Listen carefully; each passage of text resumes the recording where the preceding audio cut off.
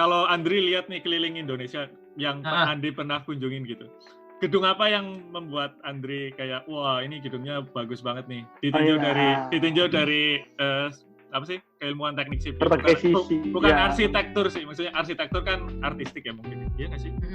Kalau teknik sipil oh ini bangunannya kokoh banget nih, maksudnya engineeringnya oke banget segala macam. Sistem tiangnya mungkin ya, sistem desain ininya, ruang. Sebetulnya kalau pancing ya, sih kayak pancing shear, ya kayak gitu, kan, kayak kertas sobek. Kontak ini kan, kontak si tiang sama papan. Kontak tiang sama pelat gitu kan. Wah, sebetulnya sih kalau lihat dari gedung-gedung di Indonesia sih, kalau bisa dibilang mungkin yang gedung-gedung baru sih yang lebih banyak inovasi ya. Jadi kalau kita lihat gedung-gedung lama itu memang apa ya, fokusnya kayak misalnya Belanda itu sebetulnya benar-benar cuma fokus ke strength ya, benar-benar kuat gitu. Makanya kalau kita lihat gedung-gedung Belanda itu kolomnya gede, tiangnya gede-gede. Iya betul kan. Jadi kayak dindingnya tebel gitu. Jadi kayak memang di zaman itu ya istilahnya kayak gini gitu. Kalau kita ilmunya masih limited di zaman itu ya kita harus main safety kan gitu. Jadi kita safety factor-nya gede. Kita nggak berani bermain terlalu beresiko gitu. Jadi kalau gedung perubahannya, kalau ditanya gedung dari zaman dulu sampai sekarang evolusinya gimana ya, sekarang makin banyak unik-unik gitu. Sekarang makin banyak inovasi baik dari segi arsitektural, dari segi layout, dari segi material gitu kan. Nah, kalau yang di Jakarta sendiri sih, kalau nggak, mungkin kita bilang kalau bangunan yang state of the art apa ya, yang paling teknologi yang paling canggih ya paling mungkin di Jakarta ya. Kalau kita lihat kita bicara gedung ya. Kalau di dunia ini di mana, Dri? Maksudnya? Oh di dunia, di US banyak sih yang unik-unik gedung. Banyak sistem-sistem yang barulah gitu, kayak terutama ya di daerah LA gitu ya, Los Angeles itu kan banyak skyscraper ya kita bilangnya, kayak benar-benar kayak pencakar langit yang dulunya misalnya nggak, atau misalnya kayak di Dubai. Nah itu Dubai juga, cuma Dubai itu kan sebenarnya nggak ada gempanya gitu, jadi desain gedung tinggi kayak misalnya kemarin Burj Khalifa gitu, itu kan lebih ke desainnya angin. Iya. Jadi dibikin yang diperhitungkan aerodynamic gitu ya. Aerodynamic sama paling ya angin dari gurun itu kan mengandung debris ya, pasir itu kan juga ada hitungannya gitu. Cuma nggak se-challenging mungkin di US kalau dari segi kegempaan ya misalnya seismik. Jadi kalau nggak di Jepang, nah di Jepang itu kan beberapa teknologi yang banyak yang juga kita kembangin untuk gempa, misalnya contoh. Mungkin agak sedikit share juga yang pernah saya kerjain lah ya yang di Jakarta itu. Jadi kita ada teknologi yang dulu tuh gedung yang kita rancang, bukan saya doang sih, ini saya dan supervisor saya rancang, itu gedung komersil kedua di Indonesia yang memakai teknologi ini. Jadi gedung yang ditaruh di atas karet. Nama gedungnya apa, Dri? Capital Tower bukan? Nah, bukan, yang Wika, kantornya Wika, Wijaya Karya. Oh, Wika Tower. Ya di sini di CV-nya Andri ada. Nah, di CV ku bilang, itu jadi si teknologi ini sebenarnya udah banyak dipakai di Jepang. Jadi sistemnya itu kayak gedung ditaruh di atas bantalan karet. Nanti ketika gempa itu sebetulnya nanti yang goyang itu bantalan karetnya. Jadi dia yang absorb, kayak mobil ada shock breaker lah gitu. Nah, jadi kalau ada gempa itu nanti semua gaya gempanya, semua gaya yang dialirkan dari tanah itu diintercept gitu. Jadi dia dipotong sama si karet itu. Jadi nanti gaya yang masuk ke struktur atas itu udah kecil gitu. Jadi kalau kalian bayangin itu misalnya kayak gini lah. Kalau misalnya mungkin kayak kita naruh gedung di atas skateboard gitu, kebayang. Jadi kalau lantainya goyang, ya udah skateboardnya aja goyang, tapi gedungnya mah lurus-lurus aja gitu. Nah, itu waktu itu kita desain gedung itu Wika itu sebagai salah satu istilahnya inovasi pertama lah, walaupun sebenarnya di dunia udah bukan sesuatu yang baru gitu, cuma di Indonesia masih ini ya. Penerapan ini masih jarang. Kenapa? Karena mahal. Ya karetnya tuh karet grade kayak gimana sih? Karetnya itu sebetulnya natural rubber tapi diproses, ada vulkanisasi dan vulkanisasi dan kayak sebagainya. Ban gitu berarti ya? Kayak ban, yang bikin Bridgestone. Oh gitu. Oke. Ya, jadi dia itu karet didobel sama lapisan baja, terus karet lagi kayak kue lapis gitu. Karet baja. Nah, itu nanti kalau ada gempa, itu dia bisa ngebuka betul-betul kayak dia geser gitu, karetnya bisa memanjang ke samping gitu. Keren juga. Nah, itu tapi oke lah kita bilang itu alat mahal. kalau orang lihat dari segi initial investment gitu. Tapi kalau kita lihat in the long term gitu, dengan adanya karet itu, struktur kita kan nggak gampang rusak gitu. Jadi nggak, apalagi kalau daerah-daerah yang rawan kayak Jepang, misalnya setahun kena gempa berapa kali. Bayangin kalau setiap gempa strukturnya rusak, harus tutup kantornya, harus diperbaiki dulu kan, itu betul-betul menghambat segala aktivitas manusia kan. Iya, benar. Nah, jadi sekarang itu orang engineer gitu ya, engineer kita sebagai engineer itu udah mulai beralih dari konsep yang tadi saya bilang bahwa gedung itu harus rusak ketika gempa. Kita mulai beralih dari konsep itu. Bisa nggak sih kita bikin gedung itu jangan rusak juga gitu, selain manusia nggak mati, bisa nggak kita bikin gedung nggak rusak? Nah, salah satunya adalah dengan penerapan namanya base isolation konsepnya. Base isolation tuh base itu artinya dasarnya gitu, Ndri. Iya. Jadi dasar gedung diisolasi sampai dari tanah. Isolasi dari tanah. Gitu.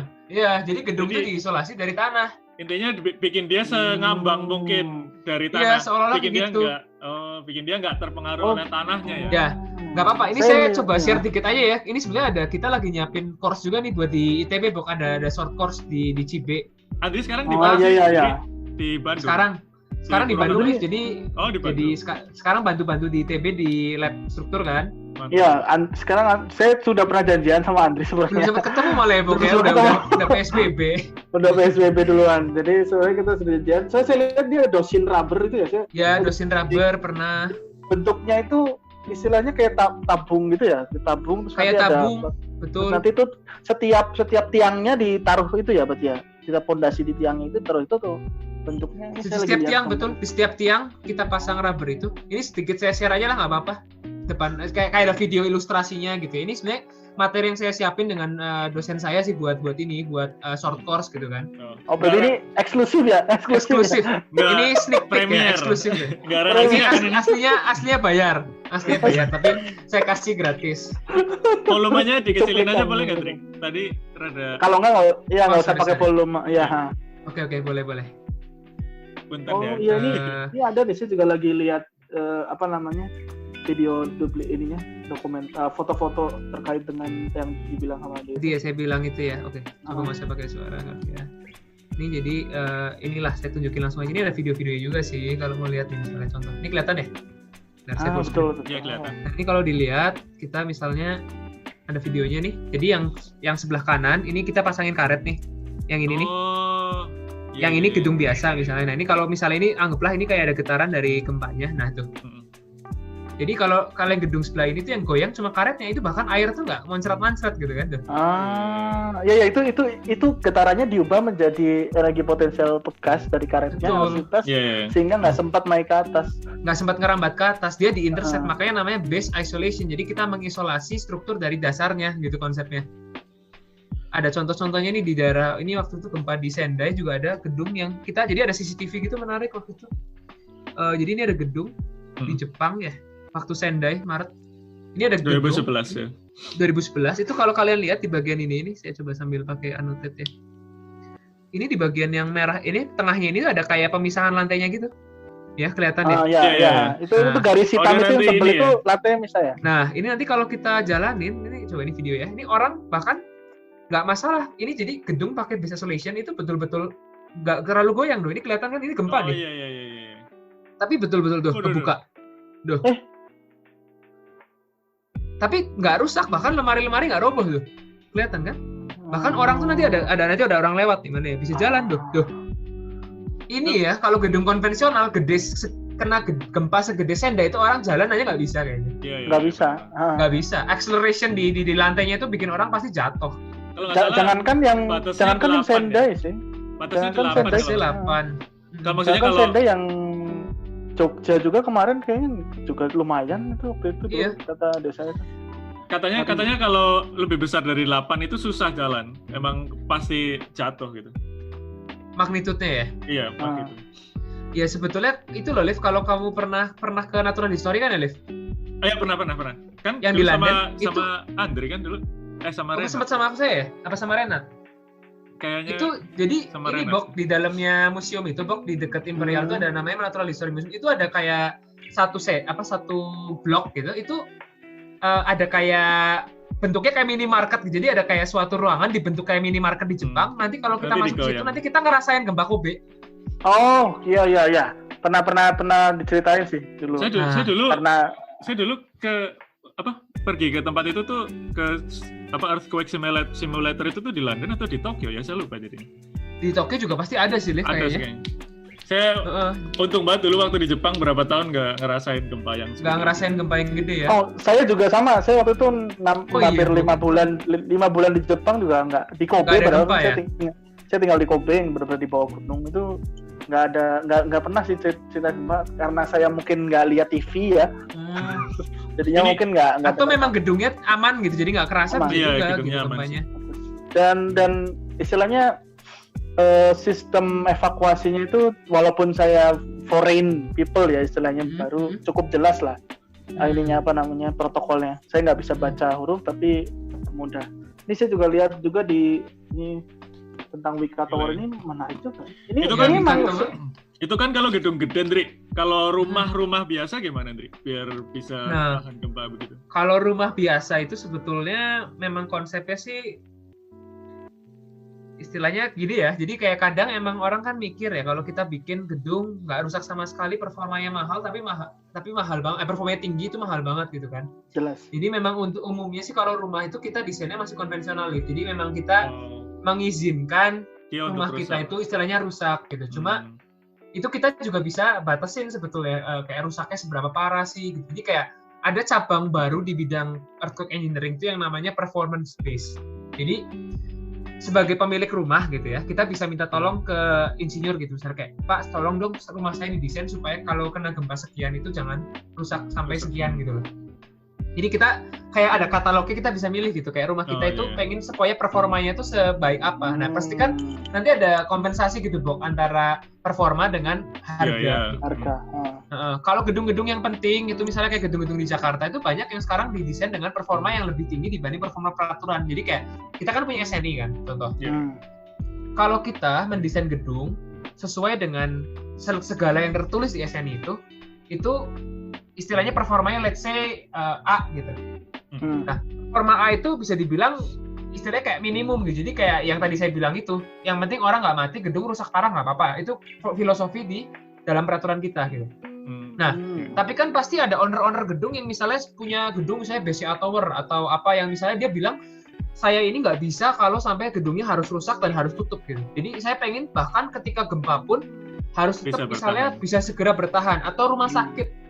Rumah sakit itu nggak boleh rusak, sama sekali nggak boleh, betul-betul harus tetap beroperasi. Soalnya kenapa? Orang kalau kena gempa, kalau luka parah dilariin ke rumah sakit. Kalau rumah sakitnya ambruk, orang kemana gitu? Iya benar. Puskesmas. Orang kalau misalnya kena puskesmas, kalau rumah sakit ambruk, puskesmas sudah rata dengan tanah. Iya benar sih.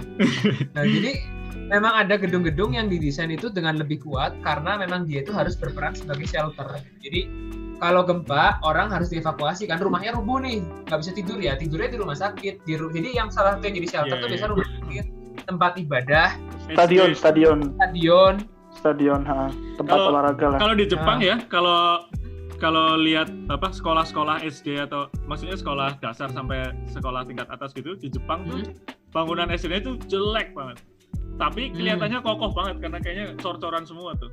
Jadi ternyata kalau ada gempa, orang tuh dievakuasinya ke sekolah-sekolah itu ternyata. Lebih aman gitu kan? Iya, sekolah ya. Sekolah juga betul. Nah, di Indonesia sebaliknya gitu. Waktu itu, jadi kalian pernah dengar namanya Sibades nggak ya? Sipil Bangun Desa. Oh ya, Sibades.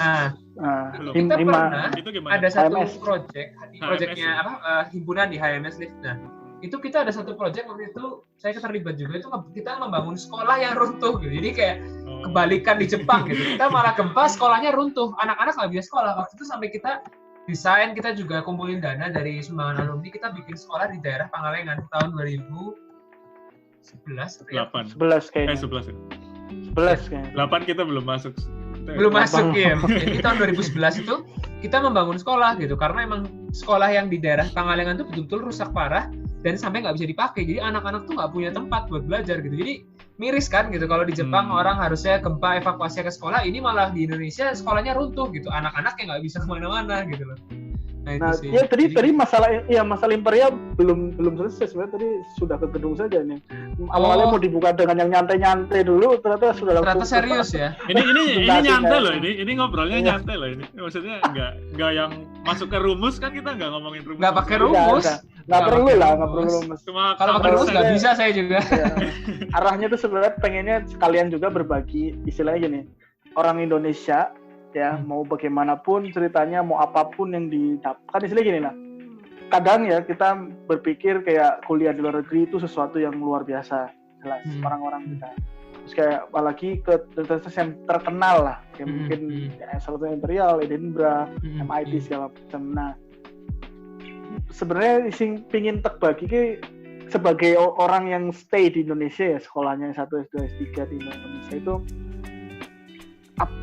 sebenarnya mungkin kan ya orang Indonesia itu kuliah dan berprestasi di luar negeri itu. Mungkin kepada Alif dan Andre juga sing lagi kuliah. Jadi pada baik kan, mesti.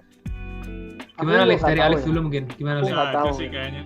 Kalau niat kuliahnya riset segala macam, niat sih bisa aja sih. Misal bisa publish di jurnal yang bergengsi misal. Paling gitu sih Andrea. Soalnya kan kalau tingkat S2 sama S3 kan kita jarang ada lomba-lomba gitu kan. Maksudnya enggak ada lomba-lomba kan. Emang kita tuh apa sih dapat prestasinya ya dari publikasi gitu. Dari karya, betul.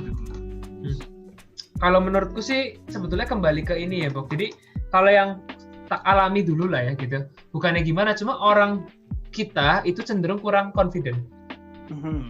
Karena mungkin ini panjang lah ceritanya. Pokoknya mungkin karena edukasi kita juga yang istilahnya tidak membiasakan kita untuk percaya diri gitu.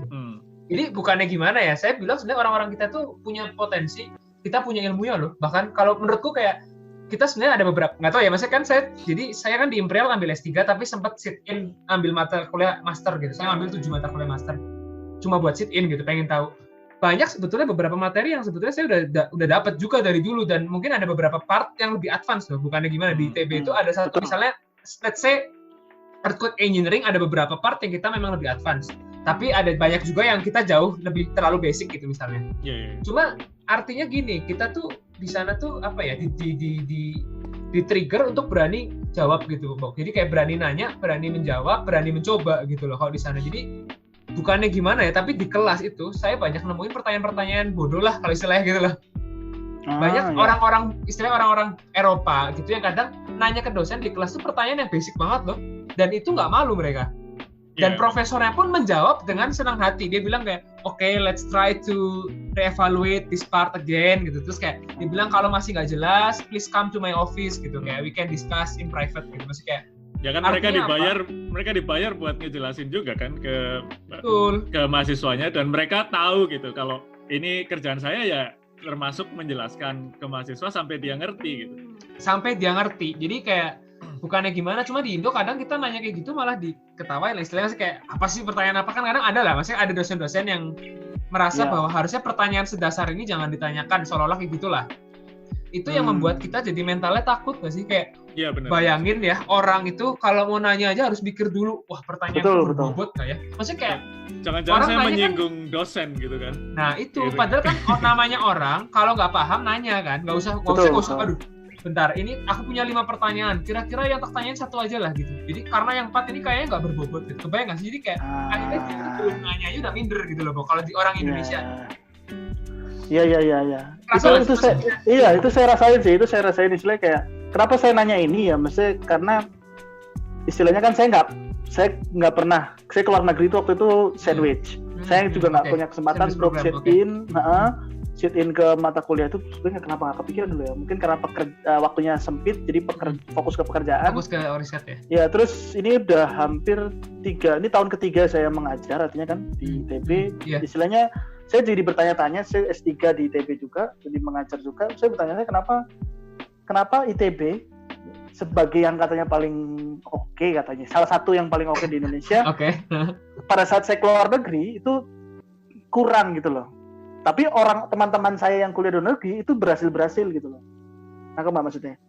Orang lulusan kita luar biasa gitu. Cuma kenapa secara institusi kita nggak bisa seperti itu?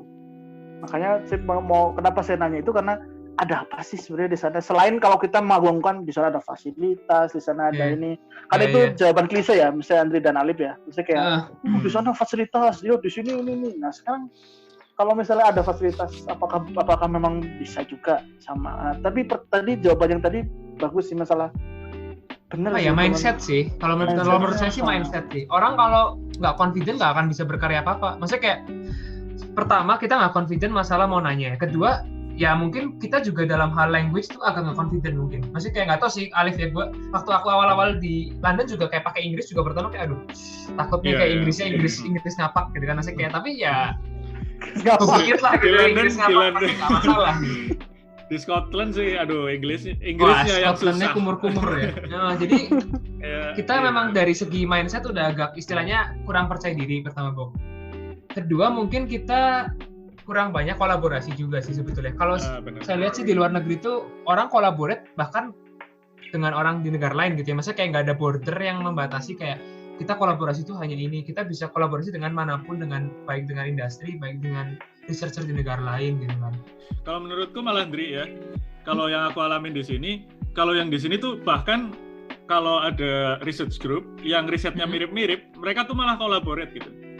Oke, betul. Apa yang kamu tahu, apa yang aku tahu, kita kerja bersama gitu. Kalau di Indonesia tuh aku ngerasainnya sih saingan gitu loh. Ini menutup diri, ini menutup diri, akhirnya jalan sendiri-sendiri. Kan sumber daya kan nggak semuanya dibagi kan. Betul, jadi ada sumber daya buat dia, jadinya kan kalau yang satu sukses, yang satu pasti jungkir balik kan, maksudnya jungkir balik iya nggak itu nggak terdistribusi lah resource-nya.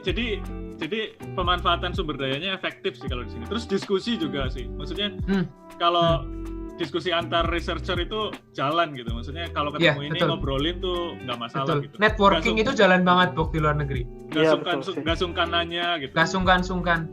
Terus mungkin, juga ya gimana? Mungkin karena pertama kali aku di sini kan manggil profesorku kan pakai Prof gitu kan. Tapi dia enggak jangan panggil pakai nama pertama aja. Kan bagi orang yang baru dari Jepang ya kan. Iya, wah. Di sana kan manggilnya sensei gitu kan. Sensei. Ke Inggris kan langsung shock gitu loh. Oh, tapi ternyata itu yang membangun pertama kali buat buat komunikasi secara enak gitu. Iya. Nggak ada keseganan ya, nggak ada tempo. Nah itu sih yang aku penasaran sebenarnya kalau di Indonesia sih, Bok. Kalau S3 itu kayak apa sih? Maksudnya kalau di kita, jujur ya, kayak kita itu levelnya betul-betul dianggap setara sama profesornya. Jadi misalnya mereka nanya betul-betul bukan basa-basi loh kayak pengen tahu itu apa gitu. Enggak, mereka betul-betul pengen dengar aspirasi kita, kebayang nggak? Jadi betul-betul aspirasi kita itu dianggap fruitful gitu, berguna, dan itu pendapat dianggap dari expert juga, kebayang. Jadi kita diskusi sebagai sesama expert gitu loh. Ya. Nah ini kalau di TB di S3 ya, maksudnya di Indonesia yang saya alami, kalau di bidang saya sih setelah saya S3, pas saya S2 S1 sih, kan kebetulan saya on track ya, maksudnya saya nggak ganti pembimbing, saya nggak ganti ini.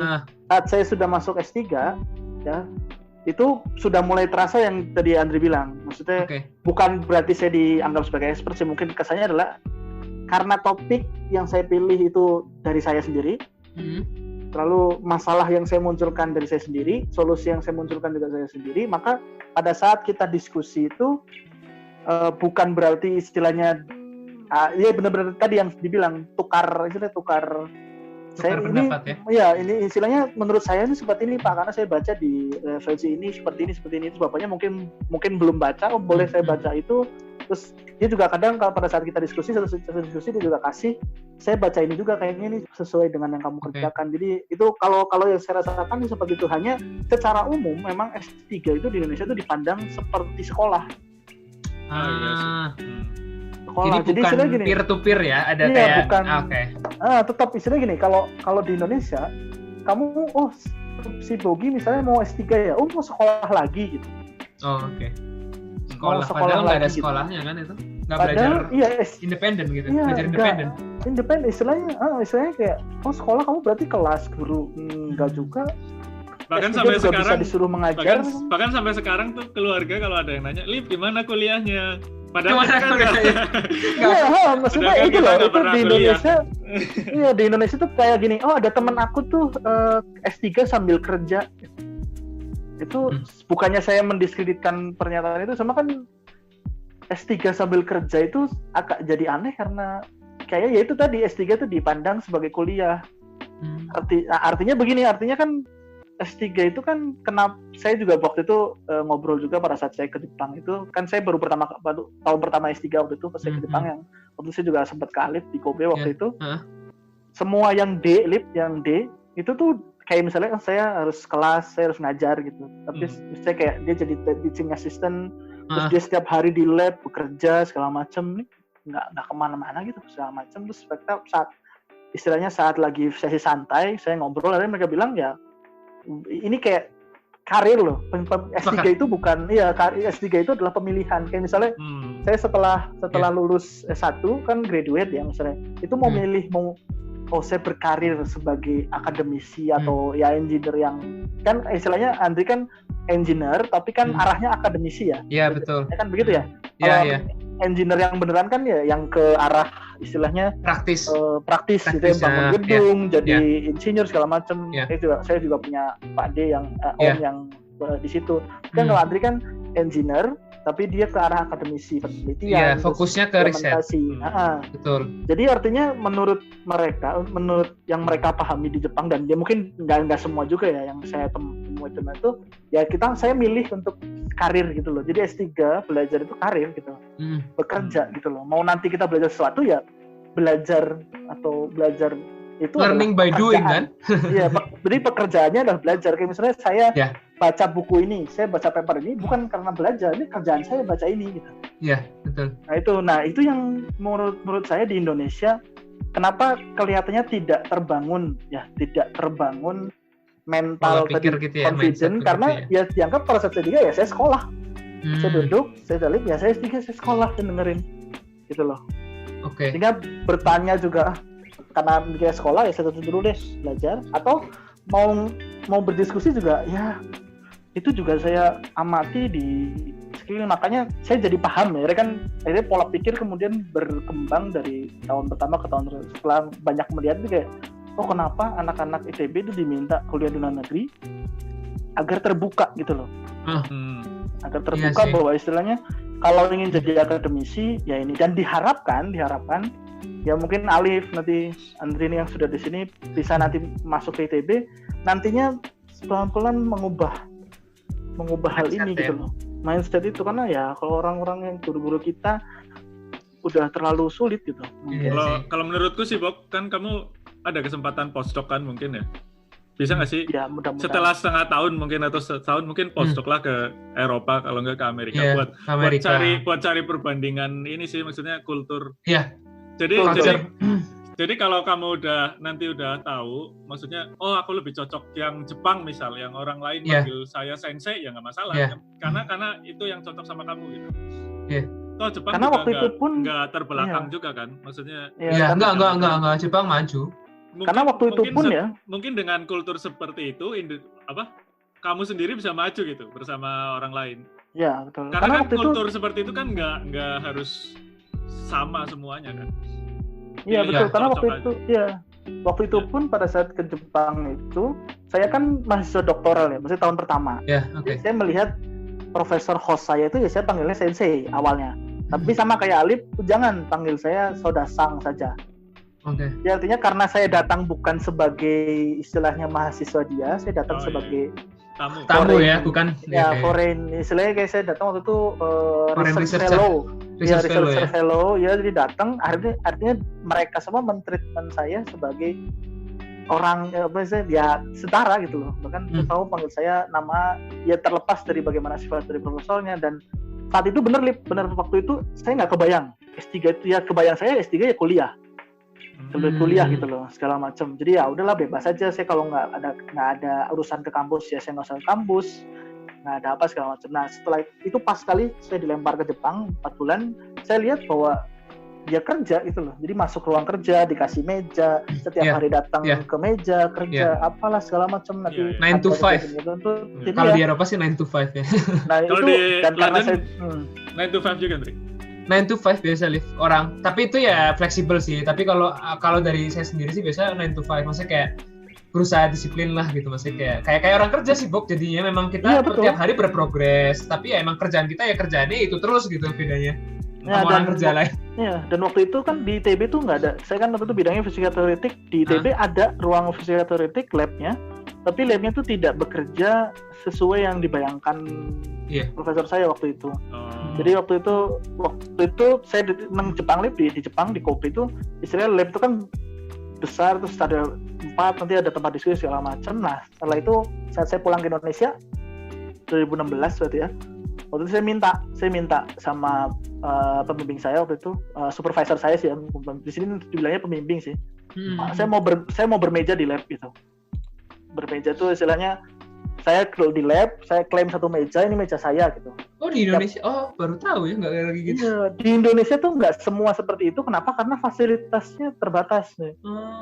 Ada, jadi hampir beberapa S3 di ITB di Indonesia, di ITB aja ya, nggak usah di Indonesia, nggak semua ya, ada juga yang sudah ada, itu nggak ada ruangan, artinya bekerjanya di luar prodi, ya. Jadi susah ya, nggak bisa fokus ya, nggak bisa fokus tuh. Nggak bisa diskusi juga gitu. Kalau kita kan ada research group nih, kantornya satu research group misalnya, satu kantor ada beberapa meja, kerjain topik yang mirip, kita brainstorm, gitu, satu meja sendiri, komputer sendiri, kasih komputer, terus kasih anggaran, akses lab sendiri, ngeprint. Nah itu, nah waktu itu makanya setelah saya di Jepang kayak gitu, saya menemukan hal itu, tapi saya nggak menemukan di ITB. Jadi makanya ini kan ada apa nih? Kenapa? Berarti fasilitas juga salah satu faktor, bro. Mau nggak mau. Cuma istilahnya gini, terlihat klise tapi kenyataan sih. Iya, fasilitas kayak memang fasilitas jadi ada. Sebenarnya kita ruangan ada, cuma bagaimana ruangan itu digunakan tuh tidak seperti itu gitu loh. Cuma sekedar lab yang untuk tempat presentasi doang gitu loh. Jadi kultur juga ya. Ya, jadi memang fasilitas kalau kita bilang belum ya jelas. Saya memahami itu. Cuma kulturnya belum terbangun. Itu nggak ada orang biologi di sini. Kita ngomongin kultur, mikirnya kultur numbuhin bakteri ya. Numbuhin tanaman. Iya, jadi makanya setelah itu pulang, saya nggak peduli sama yang lain. Saya bilang, Pak, saya mau bermeja di lab. Maksudnya bermeja tuh, ya itu tadi saya klaim satu meja. Pengen kayak di Jepang itu ya, pengen bisa punya satu tempat lah. Jadi saya tiap hari kalau saya tidak sakit, maksudnya ya, kalau saya tidak sakit atau tidak sedang mengajar kan tutorial apa segala macam atau sedang ada kerjaan, saya pasti akan ada di ruangan gitu loh. Dan kebetulan waktu itu malah jadi menyenangkan karena kan waktu itu Alif udah pergi ya waktu itu pas saya lagi kayaknya waktu itu 2016-an lah udah di sana ya Alif ya. 2016 Desember aku ke sini sih. Iya, kayak waktu itu sempat kita waktu itu masih sempat serumah ya waktu masih sempat sekosan. Iya. Ya, itu tuh kosannya kan tidak terlalu nyaman untuk tempat bekerja, Ali mungkin bisa tahu. Jadi senangnya di situ karena di kampus ternyata ya sebenarnya internet lancar. Ya mungkin komputer belum, sebenarnya komputer ada, cuma belum per orang tapi ada. Terus segala macam tuh ada sebenarnya di kampus itu. Cuma ya kulturnya belum terbentuk. Yes, sebenarnya saya diminta setelah saya lulus ini saya diminta untuk membangun kultur itu juga. Untuk lab fisik, cuma ya itu emang pelan-pelan sih pasti Bok, karena itu kan lu mengubah sistem gitu kan, kamu pengen mengubah sistem yang selama ini udah established gitu kan istilahnya. Iya, diminta sama istilahnya profesor saya bilang semua mahasiswa S3 nanti diminta berkantor di lab setiap hari, kalau ya mungkin kalau pokoknya berkantor dikasih meja, nanti tinggal lihat kamu kemana aja kalau seminggu ini kok tidak pernah hadir gitu misalnya. Itu penting sih karena kan sesama mahasiswa S3 kan sering ngobrol, kita bahkan makan siang diskusi, gitu kadang bareng kan diskusi juga. Dapat ide itu dari situ kadang ya, maksudnya kayak kita kadang nih walaupun misalnya teman sebelah kita tuh topiknya kan nggak mungkin lah orang topiknya pasti sama nih, pasti beda. Tapi general knowledge mereka tuh kadang bisa memberikan kita perspektif baru yang kita nggak pernah pikirin gitu loh. Iya, benar. Dengan kita coba bilang kayak gue bingung nih istilahnya masalah ini. Oh, kamu udah coba ini belum begini-gini. Nah, itu kadang kita tuh oh iya ya gitu loh, kayak sering banyak kayak benar-benar kayak membuka mata gitu kadang loh. Dan kalau nggak ada itu pusing sih. Atau malah kalau aku kan istilahnya kalau aku pengen nambah fitur gitu di setup yang aku bikin kan ngomong, ini caranya gimana sih gitu. Terus nanti dia oh ya nggak apa-apa nanti gue jelasin segala macam. Dan ya, biasanya ada sebaliknya kayak juga. gitu. Iya, ada kayak gitu. Ada istilahnya transfer knowledge juga, kayak misalnya nih sama murid baru, sama PhD baru tuh biasa kita kadang diminta sama supervisor kan kayak can you please Kamu help him jelasin, to ya. apa, kayak misalnya contoh kayak dari hal-hal sepele kayak misalnya literatur review gimana cara pakai Mendeley, dari hal sederhana kayak gimana pakai model ini, pakai model itu. Jadi kayak ada apa ya? Ada transfer knowledge yang esensial lah gitu. Ya, Buat saya ingat PhD ya. baru. Saya sebulan pertama di Jepang Lip ya, di Kobe waktu itu saya cuma menyelesaikan mempelajari matematika, bikin pakai software matematika, nulis pakai LaTeX, dan waktu itu sama Maple. Jadi itu sebulan itu selain itu tuh diajarin itu. Tapi ternyata itu jadi hal yang sangat berguna banget, justru lebih dari apapun. Mungkin yang tambahan lagi yang nggak tahu kalau di Edinburgh ya, tapi kalau di Imperial tuh ada yang kayak misalnya istilahnya apa ya? Jadi kayak misalnya tahun pertama sebelum ISA itu lalu sebelum 9 bulan pertama, itu kita mahasiswa PhD itu harus ngambil kelas, ada dari 20 pilihan tuh kita harus ngambil 4 gitu. Itu kelas itu bukan tentang riset kita, tapi tentang how to do literature review, how to present your research, how to write a journal paper, how to apa gitu. Jadi how to avoid plagiarism itu wajib misalnya. Jadi kayak kita tuh belajar ini how to manage your time as a researcher, how to cope your stress. Jadi kayak kita tuh juga ngambil kelas untuk gimana jadi researcher gitu. Karena researcher itu kan nggak cuma hard skill kita gitu loh. Kalau di Edinburgh sih, kalau di Edinburgh nggak wajib. Cuma kita bisa ambil. Wajib, itu ada di daftar kuliah yang bisa kita ambil. Maksudnya itu kan bukan kuliah resmi kan, biasanya bukan kuliah resmi itu dari graduate school kan, dari graduate school biasanya yang ada. Itu kita bisa ambil itu, tapi nggak wajib. Kalau di Imperial tuh diwajibin, jadi kayak 9 bulan pertama harus ambil 4, terus pas masuk ke 18 bulan harus ngambil 2 lagi. Termasuk kayak Myers-Briggs Introduction to MBTI, kayak kita buat tahu karakter kita gimana, itu ada. Terus English class, kayak misalnya kacau lah pas Inggris pertama tuh kayak kayaknya kayak tes IELTS doang lah, istilahnya gampang gitu. Begitu English test di sana, dari 100 skor cuma 30 apa 20 gitu. Dia bilang kayak if you are very proud with your IELTS, kata you will not survive your PhD, kata IELTS is nothing compared to academic writing. Dia bilang kayak pokoknya beda lah gitu, IELTS tuh gak usah lu banggain istilahnya gitu lah, kayak lu bisa IELTS tuh gak usah IELTS tuh 7 pun ya gitu, kayak lu gak tau cara IELTS istilahnya kayak gitu. Ya lu bisa ngikut lah. Kan dia bilang kayak if you pass your IELTS test, it means that you are eligible to start your PhD. Betul. But it doesn't mean that you will finish your PhD. Dia bilang gitu kayak it doesn't mean that you will finish your PhD with IELTS gitu. Itu benar-benar kita ngambil kelas Inggris intensif. Kalau aku dulu ngambil kelas dari academic writing 1, academic writing 2 sampai advanced writing itu benar-benar 24 pertemuan setiap minggu sejam.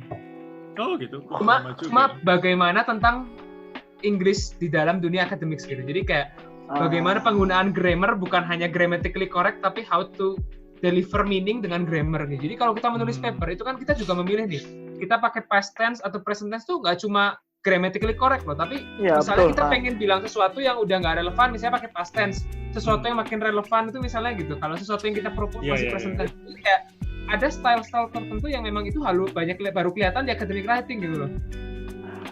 Itu diajarin dulu. Iya, dulu di TPB doang ya, academic writing itu di TPB doang. TPB kayaknya enggak ada. Anjir, maksudnya kayak betul kayak akhirnya nggak kepake gitu loh. Itu cuma kayak asal lulus gitu. Tapi kalau sekarang itu saya ngerasa kepake banget gitu, kayak academic writing ini kalau udah mulai nulis tesis belum ya? Sedang nulis. Oke, itu kalau nggak ada kelas Inggris itu dulu kayak agak pusing sih. Maksudnya kayak iya, ini pusing sih. Pusing ya? Aku pernah ikut yang writing sih sebetulnya. Ya ada, maksudnya ada masukan dikit lah. Cuma ya gitu. Nulis tuh nggak gampang lah sih. Nulis tuh susah. Betul. Apalagi dalam bahasa Inggris tuh kayak kadang idenya ada gitu, cuma menstrukturnya gimana supaya flow-nya enak gitu. Jadi nulis nggak cuma nulis, tapi supaya bisa diikutin itu loh yang susah. Ya, dan kadang kita sudah merasa itu sudah oke, setelah kemudian dibantai masuk ke dibantai your English kayaknya nggak ada masalah tuh. Maksudnya semua sudah dipikirkan, tapi tetap akan ada beberapa hal yang terlewat gitu. Ini thank you banget sih ini.